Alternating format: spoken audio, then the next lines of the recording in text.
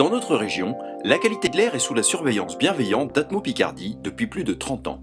Mais ce n'est que plus récemment que cette association s'est penchée sur notre air intérieur, qui peut être la source de bien des maux. Nous consommons 14 000 litres d'air par jour. Donc c'est quand même très important que l'air soit de très bonne qualité ou de la meilleure qualité possible. Un enjeu qui a donné naissance au métier de conseiller médical en environnement intérieur, dédié à la prévention des maladies respiratoires et allergiques. Est-ce que vous utilisez des chauffages d'appoint ? Rarement. Nous intervenons sur prescription médicale. Les médecins en fait détectent généralement un problème de respiration, par exemple, un problème d'asthme ou de bronchite ou autre. Le métier existe déjà depuis une dizaine d'années, mais c'est beaucoup développé, on va dire, ces 3 dernières années. Parce que l'air intérieur est devenu vraiment préoccupant. Je suis papa d'une petite fille asthmatique. Et par rapport à ces problèmes d'asthme, on a essayé de trouver quelles étaient les différentes origines.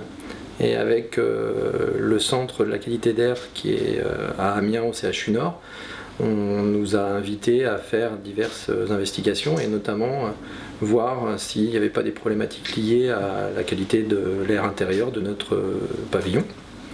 Dans le viseur des conseillers d'Atmo Picardie, les moisissures, acariens et autres organismes réputés pour provoquer ces symptômes.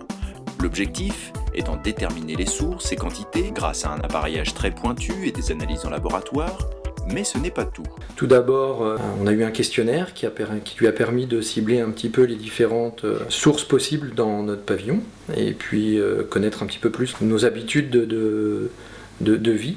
Ensuite, c'est une visite avec différentes études de la qualité d'air. Ça dure environ 1 heure, 1 heure et demie. Des analyses, certes, mais avant tout de la prévention. Là, on passe énormément de temps dans l'habitat, dans des endroits clos, que ce soit chez soi, à l'école, au bureau, dans les transports, dans les magasins et autres. Et il y a beaucoup plus de polluants dans l'air intérieur qu'il y en a dans l'air extérieur. On a plein de petits conseils qui sont faciles à mettre en place chez soi, qui paraissent très simples, auxquels on ne pense pas toujours. Dans les chambres, il y a beaucoup d'acariens. Il y en a déjà beaucoup dans le lit. Donc la première chose qu'il faut que tu fasses le matin, c'est bien ouvrir ton lit, ouvrir la fenêtre pendant 15 minutes, 10 minutes. Comme ça, les acariens, ils auront froid, ils ne vont pas continuer à se développer. On échange avec les gens, on apprend plein de choses, parce que d'une visite à une autre, on se forme aussi tout au long des visites. Et oui, non, c'est super intéressant.